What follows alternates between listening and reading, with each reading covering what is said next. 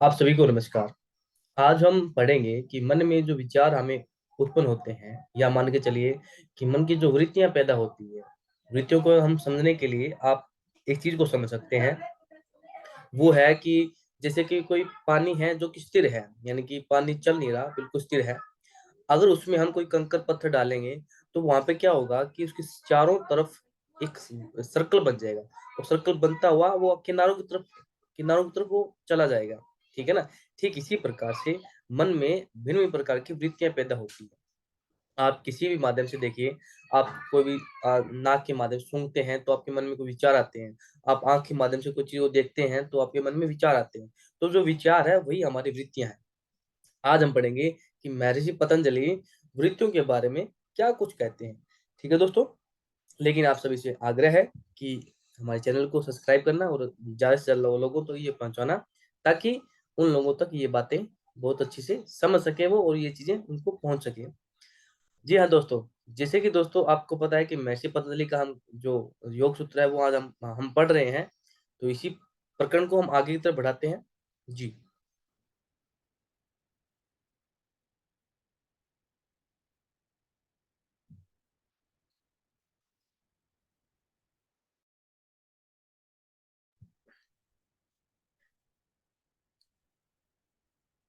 देखिए दोस्तों, समाधि पाद का हम ये अध्ययन कर रहे थे।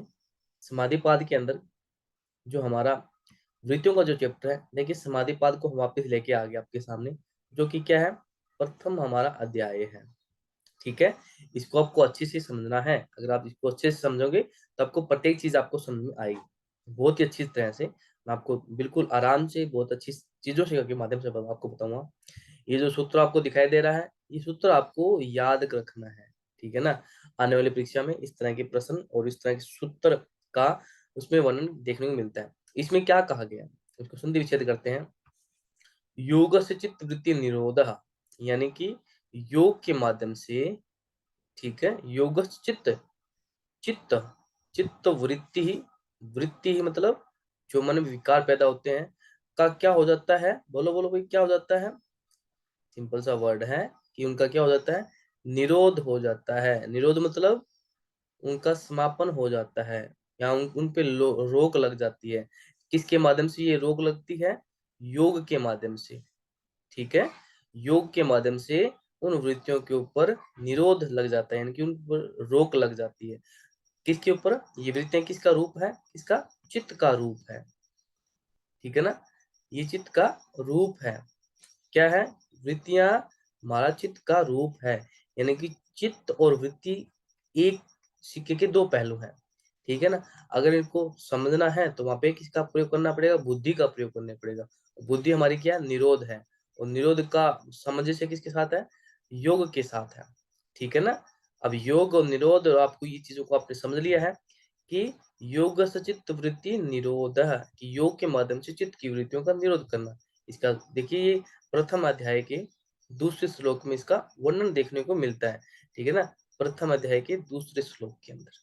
ठीक है ना। ये प्रथम अध्याय हमारा, ये दूसरा श्लोक के अंदर वृत्तियों के बारे में देखने को मिलता है कि वृत्तियां योग के माध्यम से हम समाप्त कर सकते हैं। कहते हैं चित्त की वृत्तियों के निरोध को ही योग कहा गया है। ठीक है ना। चित्त की वृत्तियों को ही, के निरोध को ही योग कहा गया है। ठीक है। आप इसको अच्छे से समझिए कि और इसमें क्या क्या चीजें बताई गई है। मैं आशा करता हूँ आपको बहुत अच्छे से ये चीजें समझ में आ रही है। अगला देखिए, अगला जो सूत्र है वो हमारा क्या कहता है। कहते हैं कि जो वृत्तियां हमारी क्या है, जब वृत्तियों का निरोध, जब निरोध हो जाता है, यानी कि वृत्तियों पर जब रोक लग जाती है, तब क्या हो जाता है। ठीक है। अब इसको हम अच्छे से समझेंगे कि जब वृत्तियों पर रोक लग जाती है तो होता क्या है। ठीक है दोस्तों।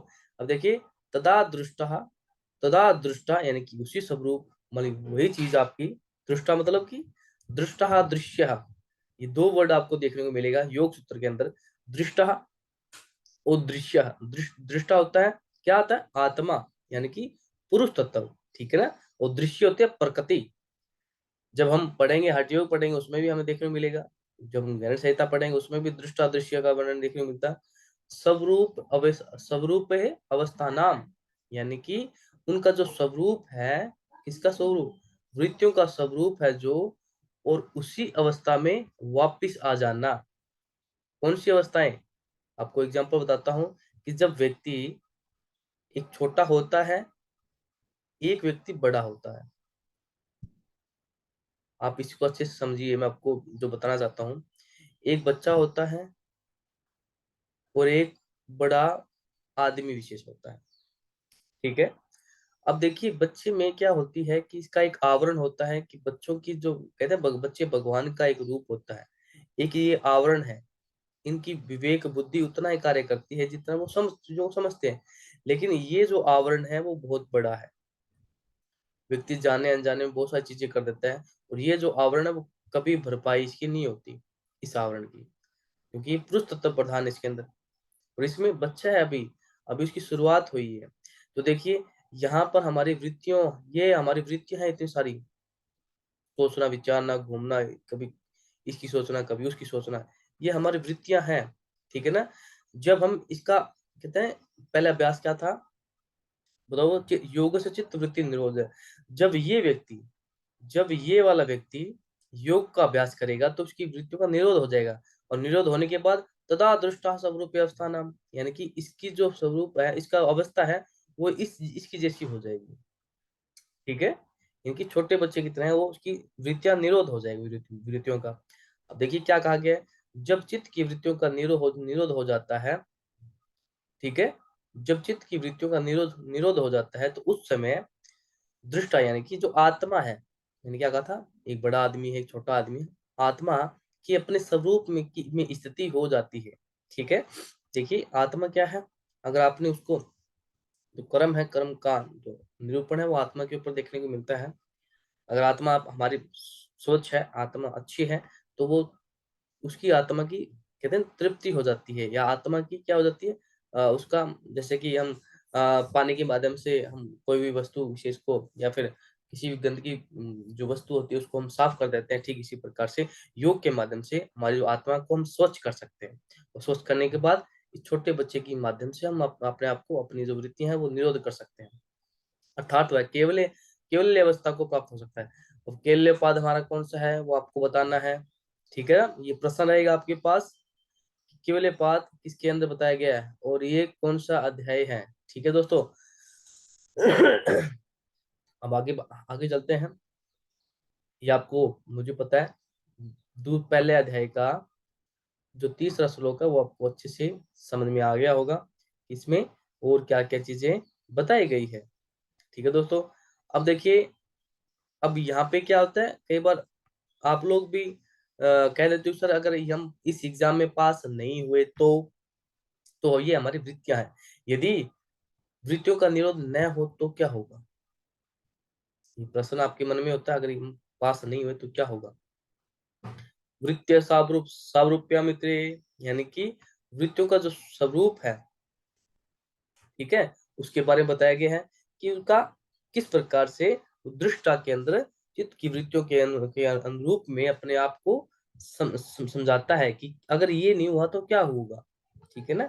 अब देखिए, जब तक योग साधनों के द्वारा, जब तक योग साधनों के द्वारा, अष्टांग योग के बारे में बता रहा है, के द्वारा चित्त की वृत्तियों का निरोध नहीं हो जाता, तब तक दृष्टा यानी कि जो आत्मा है, जो पुरुष है, अपने चित्त की वृत्तियों के अनुरूप ही अपना स्वरूप समझता है, ठीक है ना।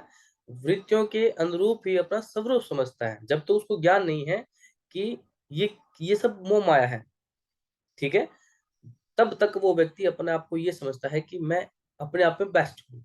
फॉर एग्जाम्पल, जब हम सोपन अवस्था में होते हैं तो हम जो सोपन होता है उसको ही हम अपना अपना सब कुछ मान लेते हैं भी, हम हाँ इसमें जी रहे हैं, इसमें सब कुछ कर रहे हैं, ठीक है ना। हकीकत में तो जो मनुष्यता है, जो व्यक्तित्व का जो जीवन मरण है, वो सभी एक सोपन है, ठीक है ना। जब इसको हम समझेंगे तो आत्मा का जो वास्तविक रूप है इसको हम समझ सकते हैं, ठीक है दोस्तों। तो ये हमारा अगर ऐसा नहीं हुआ तो क्या होगा, तो ये होगा, ठीक है दोस्तों। चलिए अब आगे आगे बढ़ते हैं, उसमें देखते हैं आगे इसमें क्या बताया गया है। ये हमारा चौथा अध्याय है, सॉरी, पहले अध्याय का चौथा सूत्र है हमारी, चतुर्थ सूत्र। अब देखिए, जो वृत्तियां हैं हमारी, जो हमें आपको पता है कि जो वृत्तियां हैं हमारी, सॉरी सॉरी, ये क्या हो गया,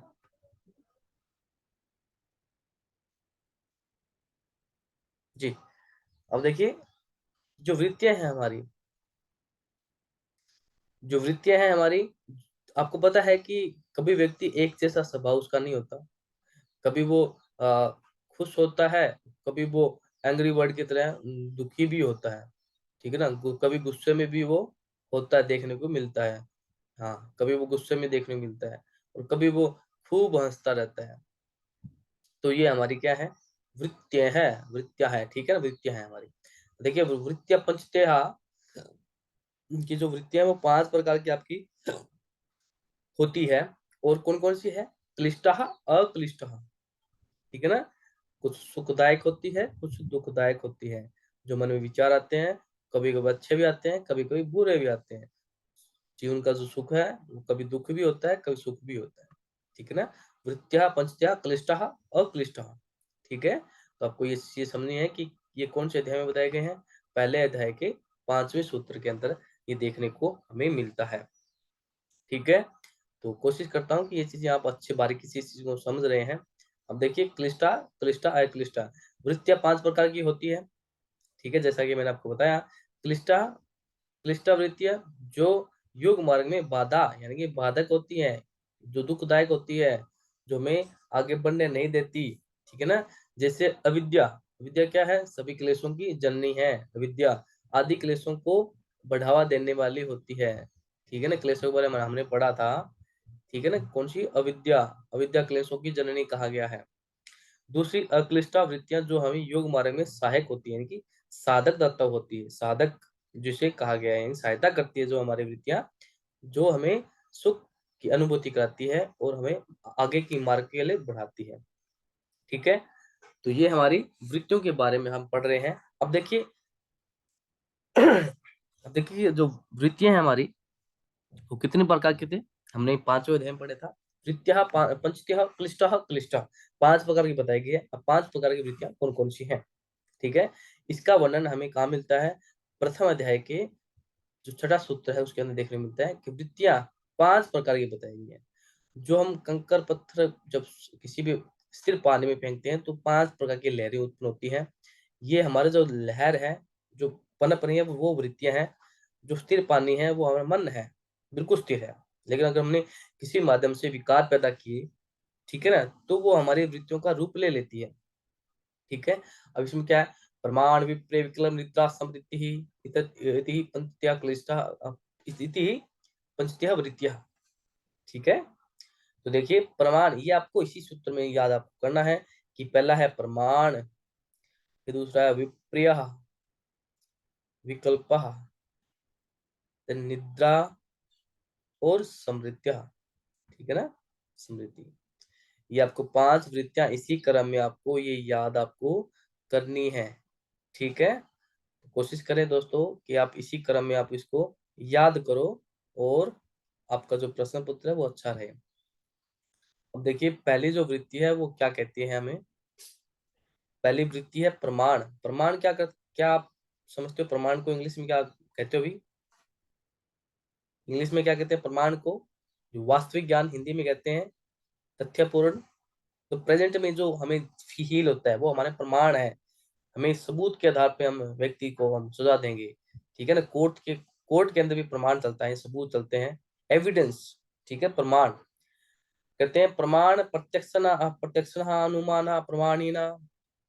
जो प्रमाण है वो कितने टाइप के होते हैं हमारे? 3 टाइप्स, ठीक है ना? अब कह देते हैं प्रमाण आपका 3 प्रकार का बताया गया है। क्या-क्या है? प्रत्यक्षणम प्रत्यक्षणम, अनुमानः और क्या है? आगमः, अनुमानः, आगमः। ठीक 3 इसमें बताए गए हैं आपके प्रमाण, ठीक है? प्रत्यक्ष क्या है? जो आपने देखा, आपके सामने है। कहते हैं प्रत्यक्षम किम प्रमाणम, प्रत्यक्ष को प्रमाण की आवश्यकता नहीं होती। जो हमें सामने दिखाई देता है, उसको प्रमाण की क्या आवश्यकता? ठीक है? अनुमाना, अगर मान लीजिए बादल गरज रहे हैं, अगर मैंने गैस किया, अनुमान लगाया, तो अनुमाना कि बारिश होगी, अनुमान लगाना। आगमा, आगमा का आगम मतलब भविष्यवाणी कर दिया हमने, ठीक है? बी, आज बादल गरज रहे हैं, तो क्या होगा? कल को बरसात होगी। अनुमान क्या है? बी, वहाँ आग जल रही है तो सॉरी वहाँ धुआँ उठ रहा है तो आग वहां पे जल रही है। तो अनुमाना, आगमा यानी कि भविष्यवाणी करना। ठीक है। अब देखिए प्रत्यक्ष क्या कहा गया है, प्रमाण बुद्धि मन इंद्रियों के जानने में आने वाले जितने भी पदार्थ हैं उनका अंतःकरण और इंद्रियों के साथ के बिना किसी व्यवधान के संबंध होने से जो भ्रांति रहित या स्वयं रहित ज्ञान होता है वह प्रत्यक्ष अनुमान से होने वाली प्रमाण वृत्ति है। ठीक है। तो आपको मैंने जो बताया वो इसमें श्लोक में आपको देखने को मिलेगा। सिद्धि साधारण भाषा में आपको मैंने समझाया। तथा तथा और पदार्थों से आसक्ति होने लगती है और नित्य स्वरूप होते हैं, भोगों में आसक्ति हो जाती है, और उससे होने वाली वृत्तियां प्रमाण वृत्तियां क्लिष्ट है। ठीक है दोस्तों। Okay, sorry 80 minute.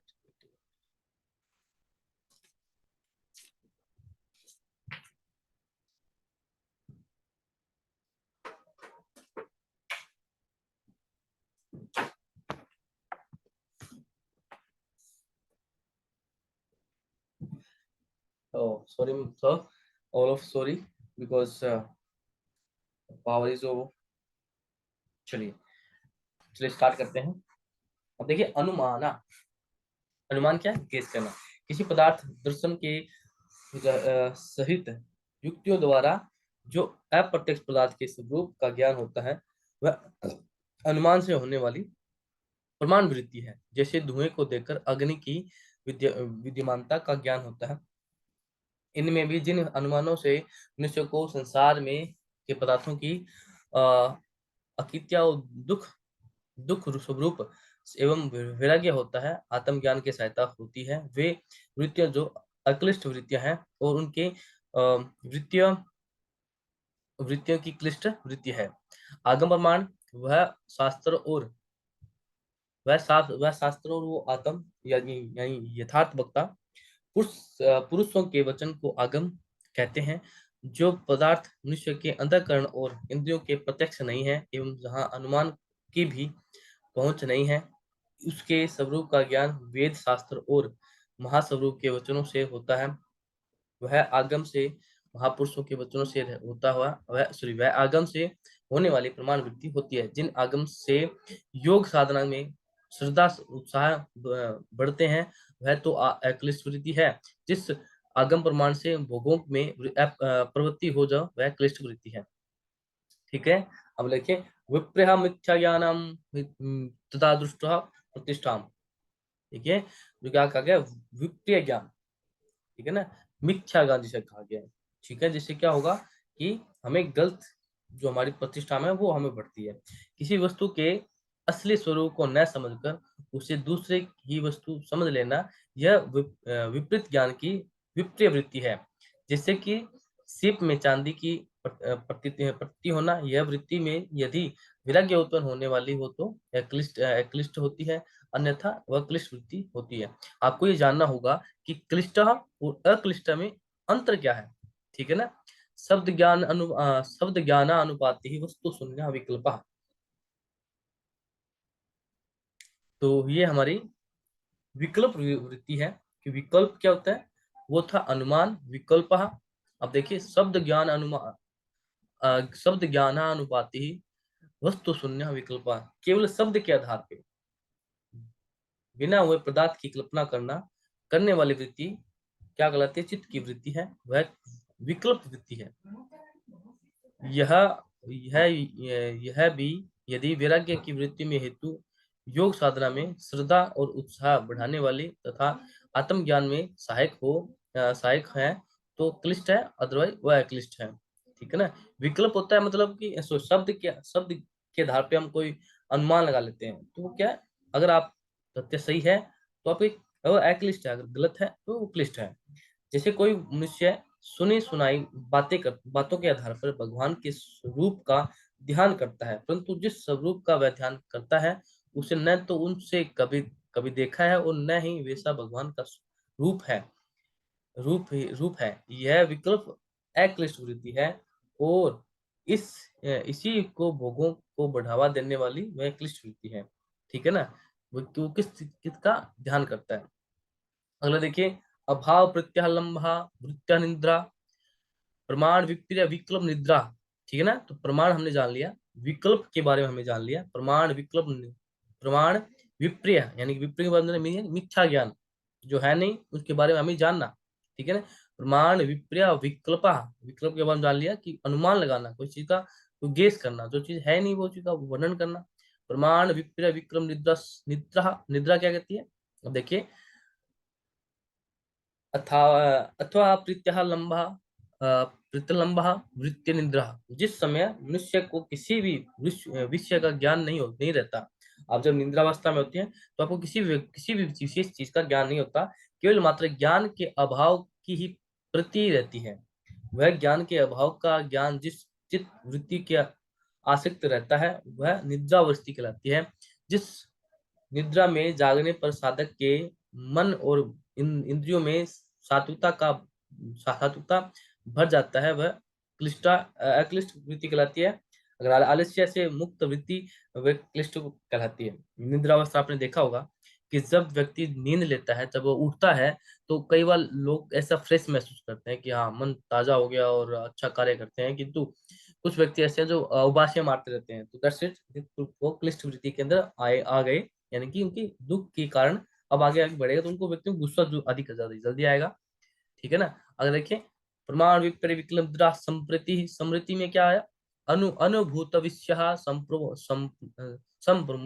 सॉरी अनुभूति विषय संप्रमोश समृति।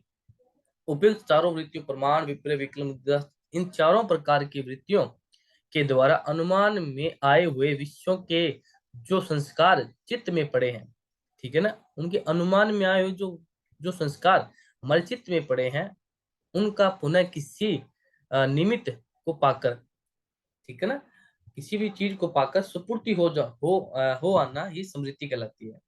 आपने देखा हो कई बार हम कोई चीज, हमसे कोई चीज पूछ लेते हैं और हम क्या करते हैं, गर्दन को ऊपर करते हैं, सोचते हैं कि ये चीज कैसी थी, तो यानी कि हमने क्या किया, उन वृत्तियों के माध्यम से अपने आप को, अपनी माइंड को, अपने मन को स्थिर किया, फिर हमने उसके बारे में चिंतन किया, तो क्या है, सपूर्ति हो जाना स्मृति है। चार वृत्तियों के चार वृत्तियों के अनुभव में बीचित पर जो संस्कार समृद्धि वृत्ति के माध्यम से पड़े होते हैं, पुनः समृद्धि वृत्ति उत्पन्न हो जाती है, जो योग मार्ग की सहायक है।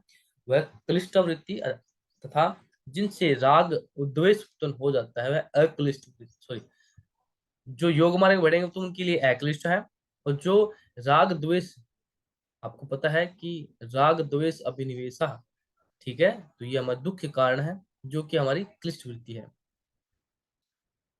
चित्त वृत्तियों के निरोध के उपाय क्या क्या बताए गए हैं, ये और पढ़ लेते हैं। कहते हैं अभ्यास वैराग्याभ्याम,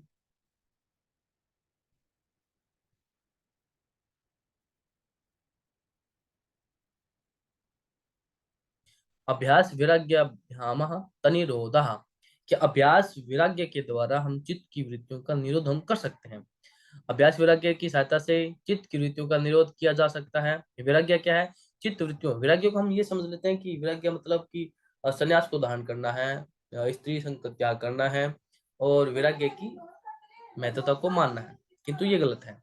वैराग्य हमें उन वस्तुओं का करना चाहिए जो हमारे लिए नहीं है, जो हमारे शास्त्रों में वर्णन नहीं है, जो हमें कभी भी हमारे हमारे पेरेंट्स ने, कभी भी हमारे समाज ने वो चीज की अनुमति नहीं दी, वो हमारा वैराग्य है। चित्त वृत्तियों का प्रवाह परंपरागत संस्कार के बल से सांसारिक भोगों की ओर चल रहा है, यह प्रवाह को रोकने का उपाय वैराग्य है, उसे कल्याण मार्ग पर ले जाने का नाम ही अभ्यास है। ठीक है ना, तो दोस्तों अगला जो हम प्रकरण करेंगे, जी, अगला जो प्रकरण करेंगे वैराग्य के बारे में, उसके बारे में और अधिक जानेंगे। तो आज की वीडियो यहीं तक, ज़्यादा लंबी वीडियो न करते हुए आप सभी से आग्रह है कि आपको ये वीडियो कैसी लगी हमें ये जरूर बताएं। आप सभी का बहुत बहुत धन्यवाद। लेकिन अंत में आपसे यही कहेंगे कि उन प्रश्नों के बारे में आप जानिए, उनकी प्रश्नों के बारे में आप सोचिए कि किस तरह के प्रश्न बन सकते हैं।